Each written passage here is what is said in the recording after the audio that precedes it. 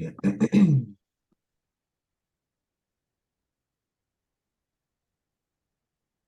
this is Group K. I am Deborah Birch. We also have Fernando Gutierrez, Rachel Wilson, and Weston Rocco. And we will be discussing sarcopenia.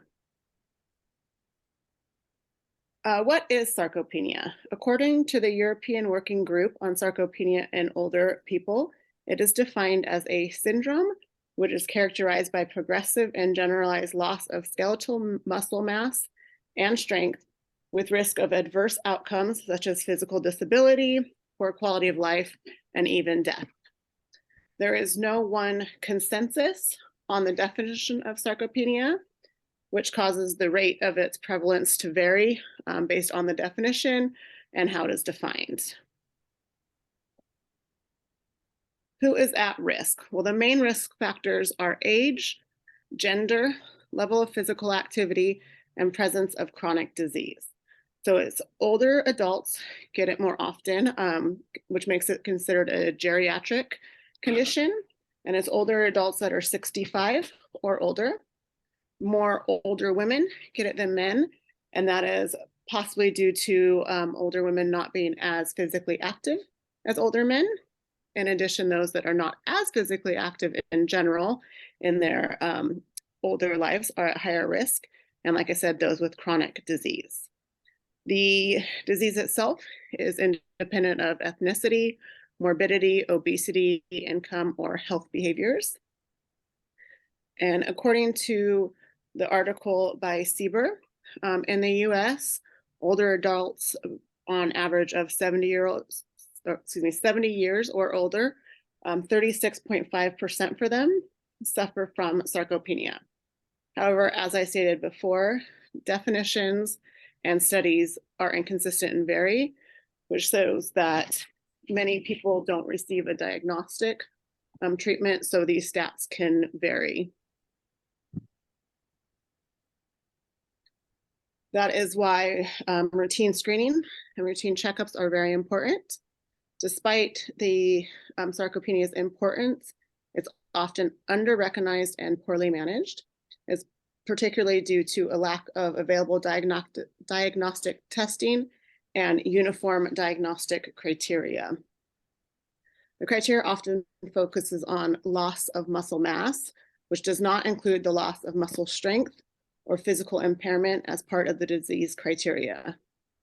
Early recognition and intervention can help with this. So screening older adults for any deficiencies or weaknesses in their physical function and daily activities should be routine during their healthcare visits. And also ensuring protein intake and physical activity is being met.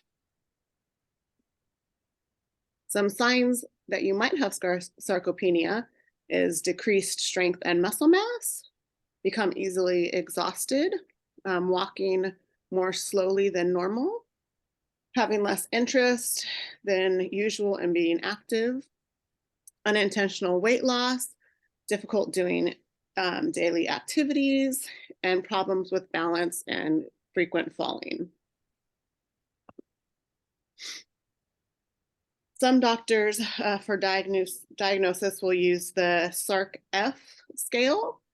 So that is, the S is for strength, the A is for assistance with walking, R is rising from a chair, C is climbing stairs, and F is for falls. So the scores for each factor are between a 0 and 2, and the highest score is a 10, and score with 4 or lower will require more testing. And some of those tests, which would include muscle strength tests like hand grip, chair standing test, walking speed testing, short physical performance battery testing, and timed up and go testing. Or you can use image testings for muscle mass measurements with like X-ray or bioelectrical impedance analysis. And up next, we will have Fernando with prevalence, and then Rachel with treatments, and Weston with primary research paper and the conclusion. Hello, my name is Fernando. So this is the prevalence of effects of sarcopenia on geriatric patients. It can cause health concerns such as higher risk of falling, fractures of bones, limited mobility, and can cause death. Impact of quality of life and cost to maintenance assistance due to the lack of muscle strength, and cost of surgery of having fractured bones, splintered fractures, and stuff like that. For fractures, bones, expensive supplements. Types of sarcopenias, there's two. Sarcopenia obesity, which is when patients have a BMI over 30 and is defined as obese. So the more someone ages, and if they have more adipose tissues, it's rapidly replaced with fatty tissues, and thus they lose muscle quicker. Same as, well, it's the opposite as sarcopenia and anorexia. When someone has less muscle to begin with, as they continue aging, the degradation of muscle is much more rapid. Multifactorial diseases. So sarcopenia is made up of a bunch of contributions to it. Age-related chronic inflammation that contributes to degradation of tissue. Adipose tissue, muscle decline is replaced by other tissues such as fat. About 1 to 2% of muscle tissue is lost for every year around or after age 50. Biological contributions that contribute to sarcopenia is cardiac rhythms. A critical role on skeleton physiological functions. Disruption can cause the loss of BAM1, brain and aren't like protein 1 gene, leading to muscle disorders and sarcopenia. Such disorders can cause mitochondria to be altered, causes respiration, and not enough protein synthesis is being made to keep up with the need of muscle. Lifestyle and diet. Early childhood development, low birth weight is linked to having sarcopenia later on in life. Decreased muscle fiber is associated with low birth rate, suggests developmental influences, muscle morphology. Having a poor protein intake, adequate intake of protein contributes to the development of sarcopenia.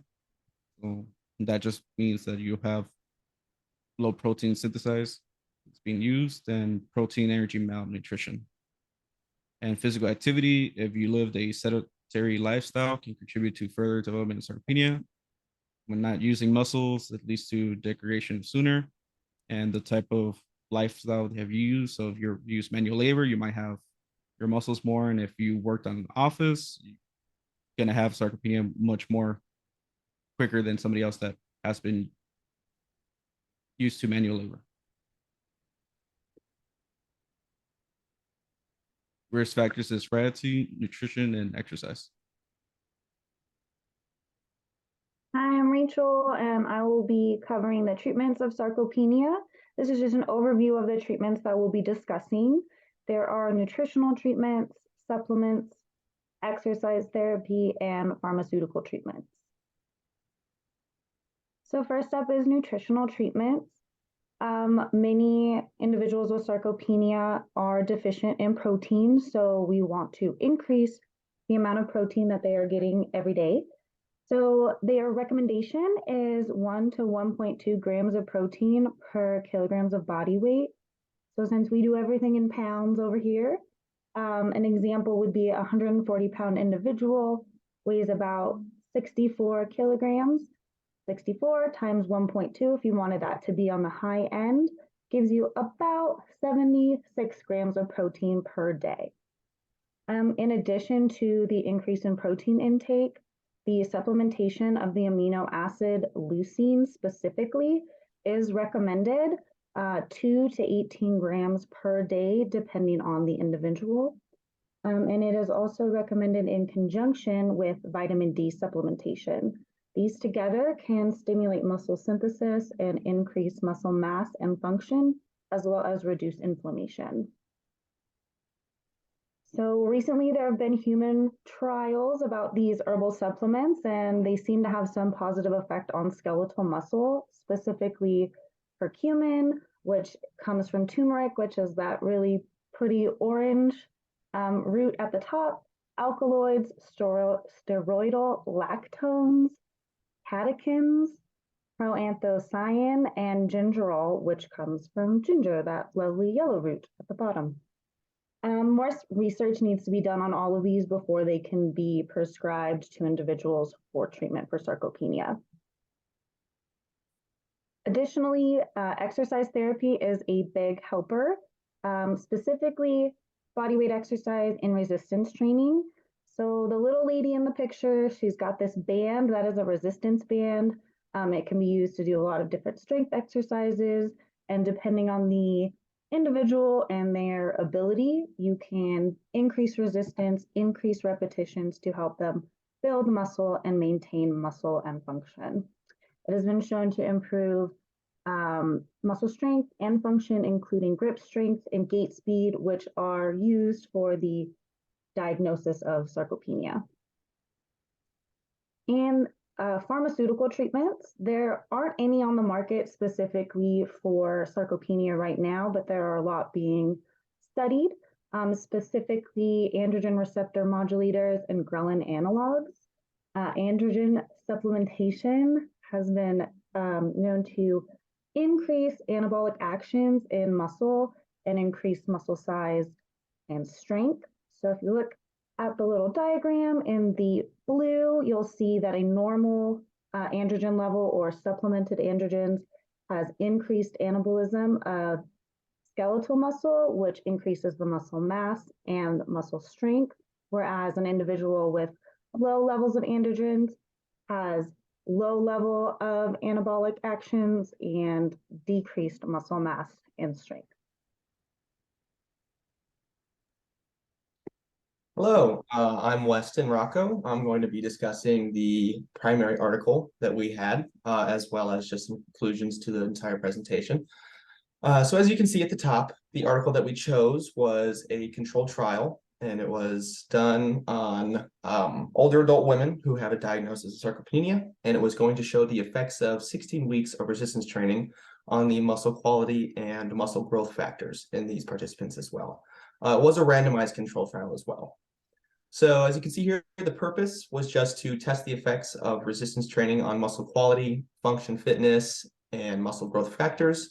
Again, this was done on elderly women because they are typically seen as a little bit more sedentary than older men, so they wanted to do it on them to get the most accurate results. As far as the population went, there were 22 women that were tested. They were recruited via a newspaper advertisement. I also wanted to note that this trial did originally start with 136 women that responded to this advertisement, but only 36 met the exclusion and inclusion criteria of it. And then from there, 9 participants refused to participate and 5 more dropped out during the trials for personal reasons. So they did only end up with 22, but they did still get some accurate results from it. Some of the inclusion criteria that was used was gait speed under 1 meter a second, a grip strength under 20 kilograms, and not obese.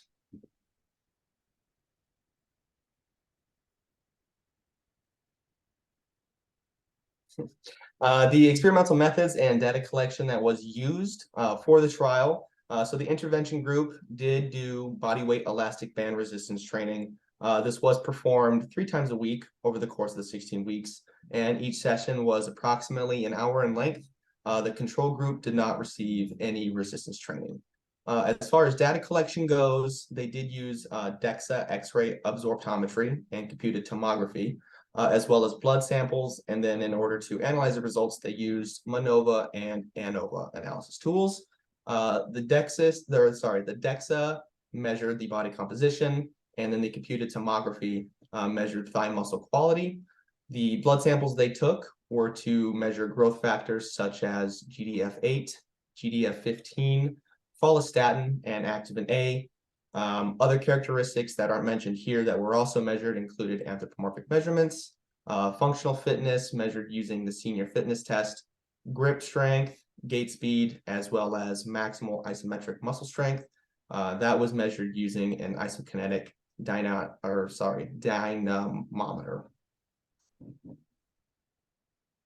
Here are just a couple tables. Table 1 is showing the baseline characteristics of the participants. As you can see between the Resistance training group and the control group, our p-values are not significant, which is good news for us because this means that they have very similar baseline qualities. So there's not too much differences between the two groups, which does help for more accurate results. Table 2 shows a little bit of their training program. So you can see some of the exercises they had these women doing. Table 3 is the last table here for baseline. This is their training protocol. This is just showing as the weeks go on, how many repetitions they go up and how many sets go up as well. As you can see, it does fluctuate a little bit. It gets a little bit more intense once you get to the mid of the 16 weeks, and then they start over at the low resistance training and work their way back up to week 16, returning back to 5 sets with 15 repetitions each. The results and findings for this trial, the results show significant improvement of overall fitness and muscle quality of the participants. This did present a p-value which was less than 0.01. This signifies significant results. As far as growth factors, there were no significant improvement. This resulted in a p-value of over 0.05. The only exception to this was follistatin. There was a slight increase in follistatin, but not enough for significant findings. One extra thing that they found in the control group was also an increase in intramuscular fat, which means that because they weren't getting resistance training, they did have an increase of fat, which again is a high risk factor for this disease. There were 2 hypotheses that they were looking for in this experiment, and there was one accepted and one rejected. The one that was accepted was that there would be a change in functional fitness and muscle quality in sarcopenic older women after the 16-week resistance training program. The one that was rejected was the change of muscle growth factors in these women as well. So to show some of the results in the tables, table 4 was showing the change in the participant characteristics, including body composition and bone mineral density. As you can see here, we have much lower p-values ranging from 0.004, 0.001. These were highly significant, as you can see that the muscle quality and bone mineral density did go up quite a bit in the group with the resistance training. Some more tables here. Table 5 is just showing us the changes in functional fitness and physical performance between the 2 groups. Again, we do have some pretty good p-values here showing some significance between them. And then our last table here, this is just showing the change in muscle quality and muscle growth regulators. You'll notice that the GDF8, GDF15, and Activin A didn't really change much between the 2 groups, which is why we have a bit larger p-value there. Some limitations of the study. So one that we noticed for sure was the participant size. Only 22 women, kind of representing a majority, doesn't give the most accurate results, which is kind of represented by that picture right there. As you can see, a small sample is just a fraction of the actual population that has sarcopenia. So that was definitely a limitation. Another one was gender. They did only use female participants, like I mentioned before. They are statistically a little bit more sedentary than older men, so they wanted to use them for the most accurate results. But again, this could have limited what our results would look like, depending on if we included men or not. So just to kind of give a conclusion to the entire paper, training did improve functional fitness and muscle quality. It did not improve muscle growth factors, at least enough to prove significant results. And as an overall statement, body weight resistance training may serve as an alternative to practical methods when treating sarcopenia and help minimize age-related adverse effects on muscle quality and function. So some conclusion and takeaways from the entire presentation, just as a reminder to everybody listening. Physical activity, age, and gender are all risk factors for sarcopenia. Screening is key, as mentioned before by Deborah. It can cause health concerns such as higher risk of falling, fractures of bones, limited mobility, and death. There are 2 types of sarcopenia, sarcopenia obesity or anorexia. That is gauged based on your BMI ratings. Like it was mentioned by Fernando, it is a multifactorial disease that includes inflammation, replacement of muscle tissue with adipose tissue, and dysfunctional circadian rhythm. All 3 of these can play into the diagnosis of sarcopenia as well. Some non-biological factors that can play in are poor childhood development, poor protein intake, and low to no physical activity. All three of these can also cause sarcopenia. Continuing on, it's treated through nutritional intervention, herbal supplements and remedies, physical exercise, and pharmaceutical, as mentioned by Rachel. Again, pharmaceutical does need more testing, but some modulators such as ghrelin analogs, MT102, BYM338, both of those have shown pretty promising results as far as treating it, but a lot more testing would need to be done. And then just to recap on the 16-week clinical trial, it did present that physical activity, light or moderate, may be a prominent method of prevention and treatment for sarcopenia. And although sarcopenia is very serious and requires medical screening for diagnosis, it is still very possible for individuals with it to continue living long, healthy lives with proper intervention. And then here's just a slide for our references. And there we are.